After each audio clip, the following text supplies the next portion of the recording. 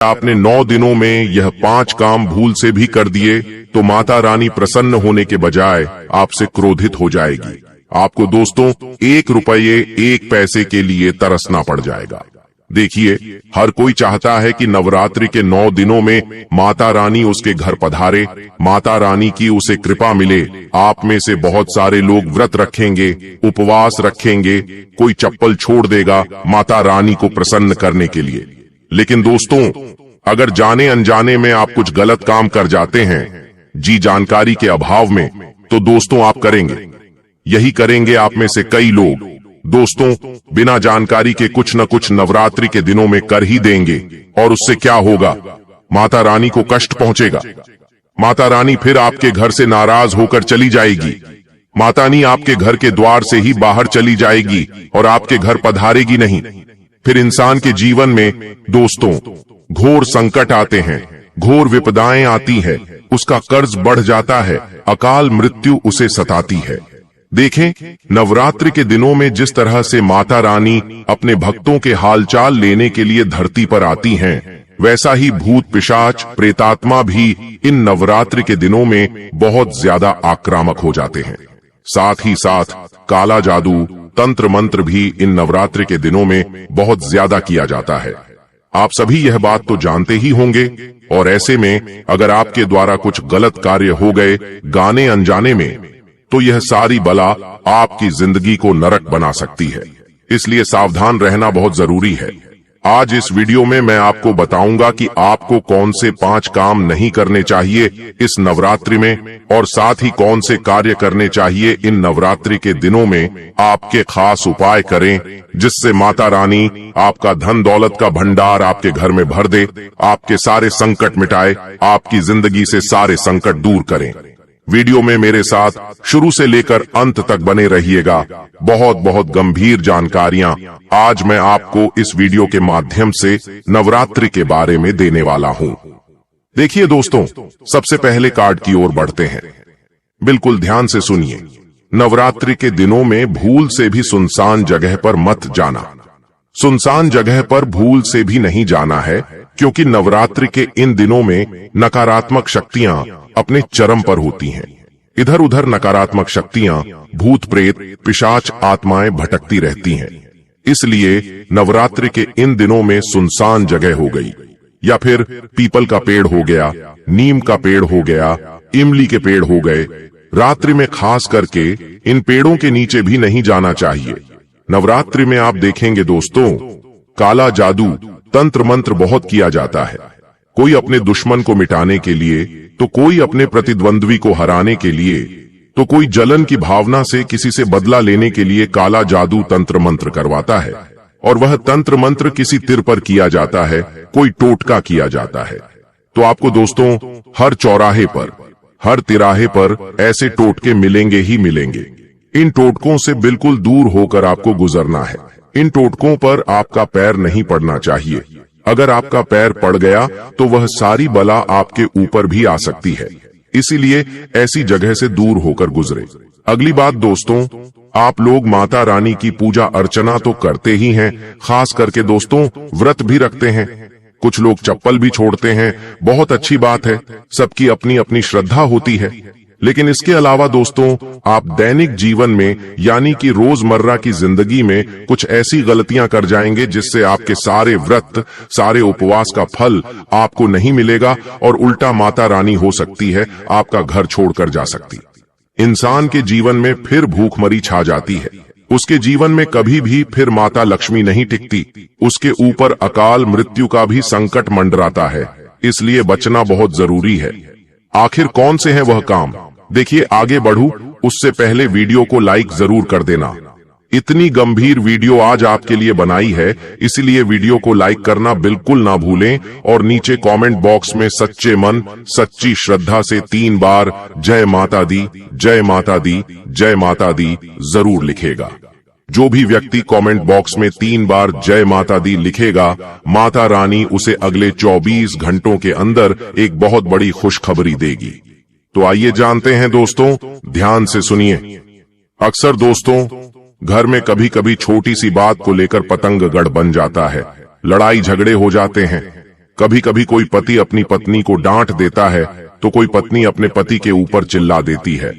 कभी कभी कोई बच्चे होते हैं जो चिड़चिड़ करते हैं तो माता पिता अपने बच्चों को भी मारते हैं। कभी कभी घर के जो बच्चे हैं घर के बूढ़ों को भी डांट देते हैं, फटकार देते हैं या बूढ़ों का अपमान भी कर देते हैं। लेकिन यह बहुत बहुत गंभीर दिक्कत है दोस्तों। नवरात्रि के 9 दिन एक त्योहार है। माता रानी आपके घर पधारेगी। अच्छे से आपको माता रानी का आदर्श सम्मान, पूजा पाठ करनी है। ऐसे में अपने घर की, खास करके लक्ष्मी कौन है? आपके घर की लक्ष्मी है आपकी पत्नी, आपके घर की माँ, आपके घर की बच्ची, वही है आपके घर की असली लक्ष्मी। आपके घर की बच्ची वही है आपके घर की असली लक्ष्मी। कोशिश करें कि आपको अपने घर की लक्ष्मी के आदर्श सम्मान में कोई कमी नहीं आने देना है। अपनी घर की लक्ष्मी का कभी भी अनादर नहीं करें। नवरात्रि के इन दिनों में किसी भी स्त्री को आप कुछ गलत अपने मुंह से न बोलें, ना ही किसी स्त्री के प्रति मन में गलत विचार लाएं। अगर ऐसा हो गया, घर में लड़ाई हुई, झगड़े हुए, किसी स्त्री को गलत बोला गया, घर के वातावरण में अगर कोई गलत चीज हुई तो आपको बहुत ज्यादा पछताना पड़ सकता है। माता रानी आपसे नाराज हो जाएगी तो आपको हर तरफ से फिर संकट का सामना करना पड़ेगा। इसलिए नवरात्रि के इन दिनों में घर में लड़ाई झगड़े नहीं करने। पति पत्नी इन दिनों अच्छे से प्रेम से रहें। घर में माता पिता का सम्मान करें, अपने बूढ़ों का सम्मान करें और घर में खुशी भरा वातावरण रखें, क्योंकि माता रानी किसी भी रूप में घर में पधारेगी। और जब वह माता रानी किसी रूप में घर में पधारती है, चाहे वह अदृश्य होकर ही क्यों ना हो, और जब आप घर में लड़ाइयां करेंगे तो फिर माता रानी आपके घर में पल भर भी नहीं टिकेगी और आपको माता रानी का क्रोध अलग से सहना पड़ेगा। अब अगली चीज दोस्तों, ध्यान से सुनिए। नवरात्रि की रातों में पेड़ों के आसपास नकारात्मक शक्तियां होती हैं जो आपको भी लग सकती हैं, इसलिए पेड़ों के नीचे कम रहिएगा। साथ ही नवरात्रि के दिनों में काले कपड़े पहनने का आजकल चलन हो गया है। कई लोग गरबे में भी काले कपड़े पहनने लग गए हैं, लेकिन इन दिनों काले या फिर गहरे रंग पहनना बहुत अशुभ माना जाता है, यानी यह नकारात्मकता के प्रतीक होते हैं। दोस्तों, नकारात्मक ऊर्जा को आकर्षित करते हैं और देवी देवता का आशीर्वाद कम कर देते हैं। इसलिए काले कपड़े पहनना भूल से भी जायज नहीं है दोस्तों। हमारे नवरात्रि के इन दिनों में तो काले कपड़े मत पहनिएगा। काले कपड़े से, गहरे कलर से बचिएगा। दोस्तों, अगली चीज देखिए। कई लोग हैं जो मांस, मछली, अंडा, शराब का सेवन करते हैं, लेकिन ध्यान रहे नवरात्रि के इन दिनों में भूल से भी मत करना। वैसे तो कभी भी नहीं करना चाहिए, लेकिन अगर किसी घर में नवरात्रि में तामसिक भोजन बन रहा है तो वहां भोजन करने से साधना का फल तो नष्ट होगा ही, लेकिन उस घर की आने वाली 7 पुश्तों के नसीब भी खराब हो जाते हैं। आने वाली 7 पुश्त के भाग्य वह अपने हाथों से नष्ट करता है। इस बात का विशेष ध्यान रखिए। अब दोस्तों, नवरात्रि के इन दिनों में जो झाड़ू है उसका विशेष महत्व होता है, क्योंकि झाड़ू भी एक लक्ष्मी, माता रानी का ही एक प्रतीक है। दोस्तों, ऐसे में झाड़ू पर लात नहीं लगना चाहिए। झाड़ू को विशेष अच्छे स्थान पर रखना चाहिए। नवरात्रि में झाड़ू खड़ा नहीं रखना चाहिए। लक्ष्मी का अपमान होता है और घर में दरिद्रता प्रवेश करती है। घर में अगर टूटी झाड़ू हो तो टूटी झाड़ू को घर से बाहर कर दें। अगर घर में टूटा हुआ कांच हो तो टूटे हुए कांच को भी घर से बाहर कर दें, क्योंकि यह टूटी फूटी चीजें जो घर में होती हैं वह घर में दरिद्रता लाती हैं। माता रानी ऐसे घर में कभी भी नहीं आएंगी।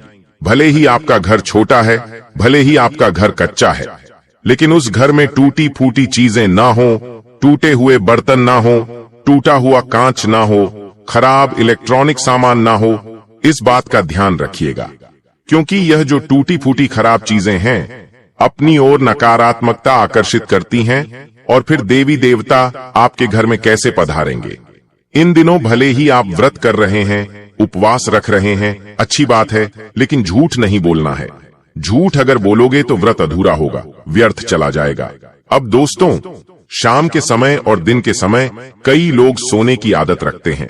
इन दिनों दोस्तों, दिन के समय में सोना अशुभ माना जाता है। दिन के समय जो सोता है उस घर में हमेशा कंगाली रहती है। उस घर का हर व्यक्ति अक्सर बीमार रहता है। नवरात्रि में संध्या बेला में और दोपहर के समय में सोना बिल्कुल मना है दोस्तों, क्योंकि इस समय देवी घर में भ्रमण करती है और अगर कोई सोता हुआ इंसान है तो फिर उनकी कृपा से वंचित तो रहेगा, साथ ही माता रानी का क्रोध भी सहना पड़ेगा। अगर कोई बीमार है तो उस बात को हम समझ सकते हैं कि कोई बीमार है, माता रानी बीमार व्यक्ति को समझेगी। लेकिन अगर आप स्वस्थ हैं और फिर भी दिन में सो रहे हैं, संध्या में सो रहे हैं, तो यह घोर पाप है दोस्तों। अब अगली चीज, अश्लील बातें करना, अश्लील चीजें देखना। आजकल आदत हो गई है लोगों की कि मोबाइल में अश्लील चीजें देखना, पराई बहन बेटियों को देखना। कई ऐसी महिलाएं हैं जो सोशल मीडिया पर, इंस्टाग्राम पर, फेसबुक पर चरित्रहीन कपड़े पहनती हैं और फिर उन वीडियो को, उन फोटो को जनता देखती है। लेकिन देखने वाले से मैं यही कहूंगा कि नवरात्रि के इन दिनों में अपनी भावनाओं को बिल्कुल काबू में रखिएगा। कोई भी गलत चीज को अपनी आंखों से देखने की गलती मत करना। किसी भी स्त्री जो कि अपने अंग को प्रदर्शित करती है वीडियो के माध्यम से, उन स्त्रियों के वीडियो नहीं देखना है। साथ ही जो अश्लील वीडियो होती हैं, उनको भी आपको नवरात्रि के दिनों में नहीं देखना है। यूं तो हमें देखना ही नहीं चाहिए क्योंकि यह हमारे धर्म में मना ही है, लेकिन नवरात्रि के इन दिनों में पालन करना बहुत जरूरी है, वरना माता रानी का क्रोध फिर आपको बहुत गंभीर रूप से सहना पड़ेगा। इस बात का ध्यान रखिएगा। अब अगली चीज है दोस्तों, कई लोगों की आदत होती है 2-2 दिन तक नहीं नहाने की।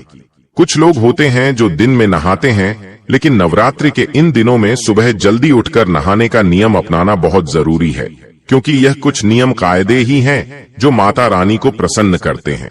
इसलिए सुबह जल्दी नहा लें, पूजा पाठ करें और अपने दिन की शुरुआत करें।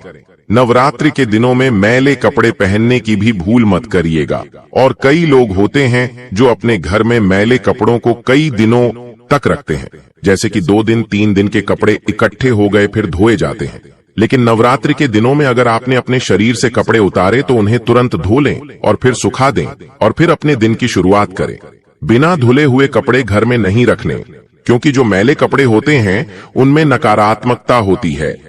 मैले कपड़ों के अंदर दोस्तों इधर उधर अगर हम कितनी जगह गए, वहां से नकारात्मकता हमारे कपड़ों में आई और वो कपड़े फिर हमने अपने घर में रख दिए, 2 दिन 3 दिन तक पड़े रहे, वो धुले नहीं, और फिर वो क्या होगा, हमारे घर में प्रेत आत्माओं को आकर्षित करेगा, हमारे घर में बुरी शक्ति आएगी, हमारे घर में बीमारियां आएंगी और माता रानी तो फिर प्रसन्न ही नहीं होंगी। इसलिए बुरी चीजें देखना भी नहीं है और गंदे कपड़े घर में रखना भी नहीं है। अब अगली चीज दोस्तों, मैंने तो शुरू में ही बता दिया स्त्रियों का अपमान नहीं करना है, लेकिन खास करके बच्चों का भी ध्यान रखिए। छोटे बच्चों में भगवान का रूप होता है। छोटे बच्चे अक्सर जिद करते हैं तो माता पिता उन्हें डांट देते, फटकार देते, मारते भी हैं। देखिए, बच्चों को समझाना जरूरी है, लेकिन नवरात्रि के इन दिनों में बच्चों को बिल्कुल भी न डांटें, बिल्कुल भी न मारें। समझाना बात अलग है, लेकिन उनके ऊपर गुस्सा, क्रोध नहीं करना है। और हाँ, किसी को भी नवरात्रि के दिनों में खाली हाथ से घर से नहीं लौटाना है। अगर कोई आपके घर पर आता है कुछ मांगने तो उसे खाली हाथ मत लौटाइएगा। कोई जरूरतमंद अगर आता है तो उसे कुछ न कुछ अवश्य दें, अपनी श्रद्धा अनुसार। कोई पड़ोसी भी अगर घर पर मांगने आ जाए तो उसे भी खाली न जाने दें। इन दिनों घर आने वाले मेहमान को या फिर कोई भिखारी को या फिर कोई वृद्ध को, कोई ब्राह्मण को, कोई साधु को खाली नहीं लौटाना है। कुछ न कुछ जरूर देना चाहिए, नहीं तो घर में जो बरकत होती है वह कम हो जाती है। इस बात का ध्यान रखिएगा।